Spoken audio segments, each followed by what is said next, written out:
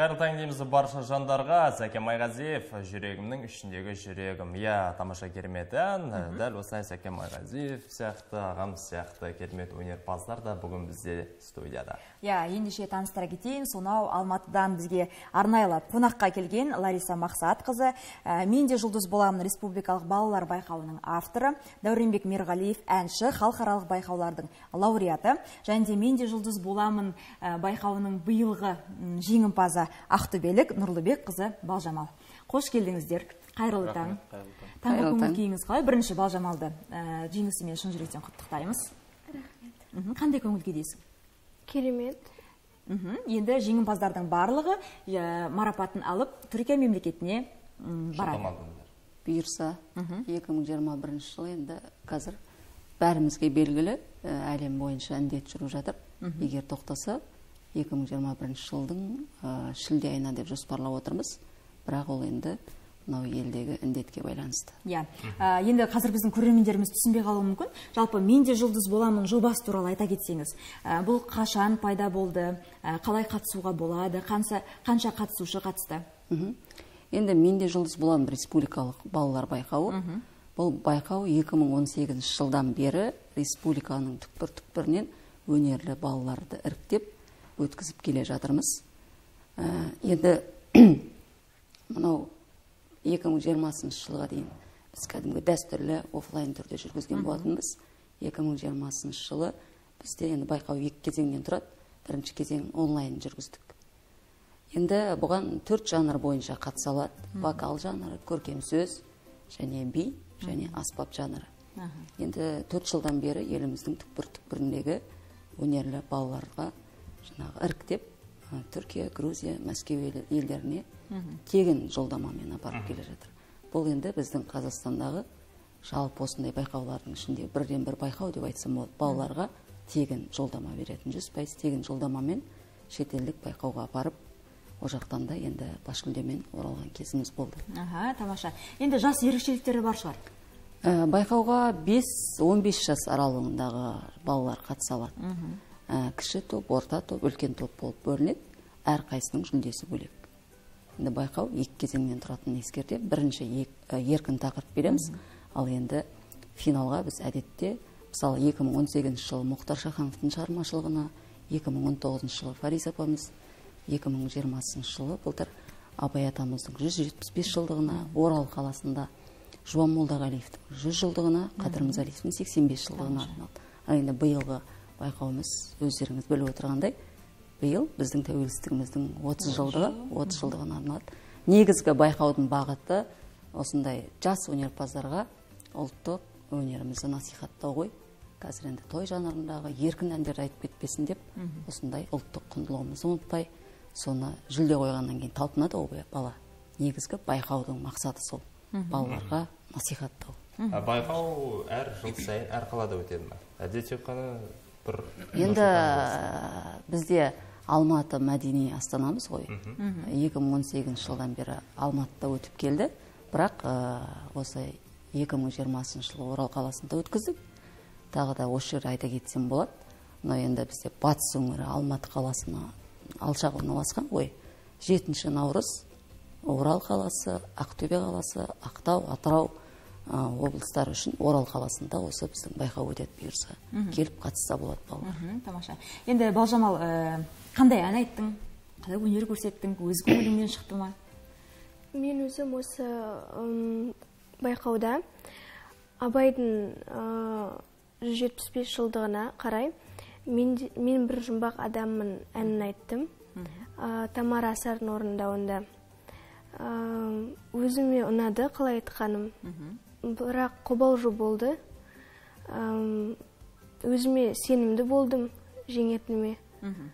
Бұлай жақсы өтті бәрі. Керемет. Енді Дәуренбек аға, сізден сұрап кетейік. Енді қазіргі таңға дейін өзіңіздің шәкірттеріңізді де тәрбиелеп жүрген шығарсыз. Жалпы дәл қазіргі кездегі балалардың бағыты, жаңа апайымыз айта кеткендей, өзгеріп жатқан сияқты.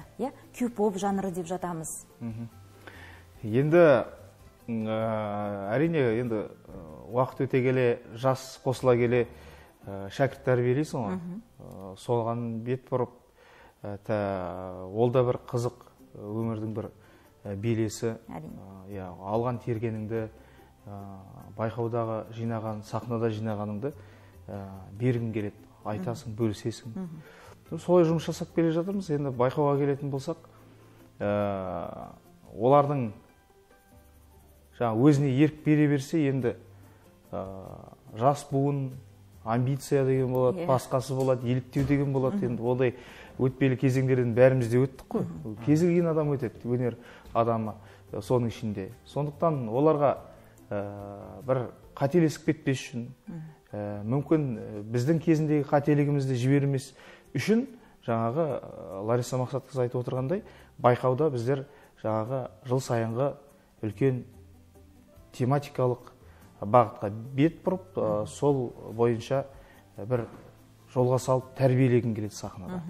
Сонымен айналысып келеміз. Енді оның бары тегін емес қой. Мысалға мектепте бір бөлек тәрбие болатын болса, тәлім болатын болса, біздер өзімізше жаңағы сахнадағы бір мәдениеті, жақсы бір елдің алдындағы ұялмайтындай бір болашақ әртіс болмаса, жақсы бір маман болса деген ой арман. Сол бағытта жаңағы әйтеуір олардың да ойына ой қосып, мына жақта да көрінуге болады елдің алдында, болмаса елдің атынан жаңағы халықаралық байқауға осылай да шығуға болады деген сияқты біздер түрлі жаңағы тематикалық бағытта, сосын жаңағы арнайы тақырыптар болады. Солардың барлығына бағыттап, жалпы байқау деген не? Енді байқауларды көреміз, балалар әртүрлі келіп жатады, басқа байқауларда енді қазылық етіп жүрген кездерім бар. Сондай кездерде жаңа кейде бір жай дастарханның басында айтылатын әндермен де келіп қалады. Әттеген аю деп отырасың, неге бір бағыт беретін адам болмады екен қасында, жетекші болмады ма деп. Сол орайда жаңағы біздің алған бағытымыз осы байқаудағы. Енді менің қуанып отырғаным, жалпы енді жарысып өтті, Балжамал бас жүлдені иемденді, Түркияға жолдамасын алды. Сіздер өздеріңіз Алматыда қалмай, керісінше Ақтөбеге келіп, Балжамалға дайындықтарыңызды көрсетіп, дайындығын жасап, өз мойындарыңызға жауапкершілікті алып отырғандарыңыз ұнап отырды. Жалпы дайындық қалай жүріп жатыр? Алдағы жоспарларыңыз қалай? Енді бас жүлде біз енді сеніп бергеннен кейін, біз енді бұл Қазақстаншы ғой. Біз Балжамал Түркияда елдің атынан өнер көрсеткеннен кейін, оған біз енді бейжай қарай алмаймыз. Елдің абыройы жатыр. Елдің абыройы жатыр. Ол жерде мысалы 19 елден қатысады. Ол біздің туымыз ілініп тұрады. Ол жерде енді бізде әр қазақ, әр елден келген адам өзінің туын жоғары көтерілгенін қалайды ғой. Сол мақсатта Балжамалдың осы Ақтөбе қаласына арнайы келіп, дайындығын көріп, енді елдің атынан өнер көрсететін болғандықтан жаңағы дайындық барысын және бағыт бағдар беріп, репертуар жағынан деген сияқты өзіміздің білгенімізбен бөлісіп жатырмыз. Өйткені енді Балжамалдың жеңісі ол жақтағы елдің абыройы болғандықтан енді сеніміміз мол, енді бас жүлдемен келеді деген ойдамыз. Бұйырса енді сәттілік тілейміз, ары қарай дайындалсын. Жалпы Түркияға дайындап жатқан репертуарларыңыз қандай әндер айтамыз? Енді ол жерін мен сәл құпия қалдырып кетейін, бірақ бұлай айтсам болады. Биыл өзіміздің жаңа айтқанымдай тәуелсіздіктің 30 жылдығы, Түркия мемлекеті біздің жаңа тәуелсіздігімізді бірінші мойындаған ел. Сондықтан енді тақырып сол бағытта, сол жақтан ұстаймыз деген ойдамыз. Сол шығармашылық байланыста келгенбіз. Арнайы дүние дайындап жатырмыз. Үлкен шығармашылық ұжым жұмыс жасап жатыр Балжамалмен. Бұйырса Алматы қаласындағы үлкен бір жаңағы ақын, композитор, жаңағы өңдеушілер деген сияқты бір арнайы әнмен бұйырса енді өздеріңіз сол әнді көріп, сол жұмысты көріп бір қуанарсыздар деп ойлаймыз. Өйткені Балжамалдың жеңісі ең бірінші сіздердің қуаныштарыңыз деп білемін. Сол күнге жетейік бұйырса.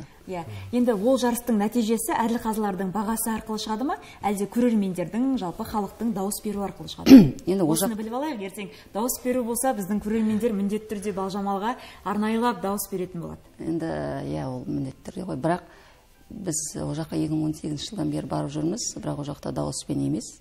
Сол жақта өздерінің мамандары отырады. Және сол жерде солай қалай орындады. Бұлар әннің жаңағы жасалуынан бастап композитор, ақын, өңдеуі содан бәрінен бастап бағалайды. Маған ең бір ұнайтын жері сол. Еңбек жатқан жұмысты былай сырып қоя салмайды. Сондықтан енді көргенімізбен келіп бөлісіп кетіп жатқанымыздың да себебі осы. Әр әділқасы өзінше бағалайды, біреу әуенге, біреу әрлеуіне, біреу кейінге. Таныс іздемейсің да, бір жағынан әділ, шынайы бағасын алады. Енді Ақтөбе қаласына алғаш келіп жатқан шығарсыздар. Жалпы қалай, ұнап жатыр ма? Ақтөбе, кеше келген кезде қар жауып қарсы алды, ол да бір жақсылық нұр шығар. Бірақ енді өзіміз алыстан емеспіз, Орал қаласынанбыз, өз елім деп келіп отырмыз, енді Ақтөбе жақын жерден. Ақтөбеден жалпы Балжамалдан да бөлек өнерпаздар мен биыл қуантып жүргені, батыс Қазақстан десе қуанасың ғой, енді елге жерге бөлінбейсің, бірақ Ақтөбе қаласынан қатысушылар көп тартып тұрады. Ол бәрібір қан тартатын шығар, жер тартатын шығар. Бірақ Ақтөбе қаласынан бірінші, екінші орын алғанда өнерпаздар бар. Тамаша. Енді студияға келіп, ой бөлісіп, таңғы уақыттарыңызды қиып келгендеріңізге көп-көп рахмет айтамыз. Енді біздің көрермендер де Балжамалдың қандай ән орындайды екен деп дәл қазіргі бүгінгі студияда әрине қонақ кәдені сұрайтынымыз рас. Дәл қазір сенің әніңді тамашалайтын боламыз. Ал оған дейін біз керемет сюжетке назар салайық. Бірге болыңыз.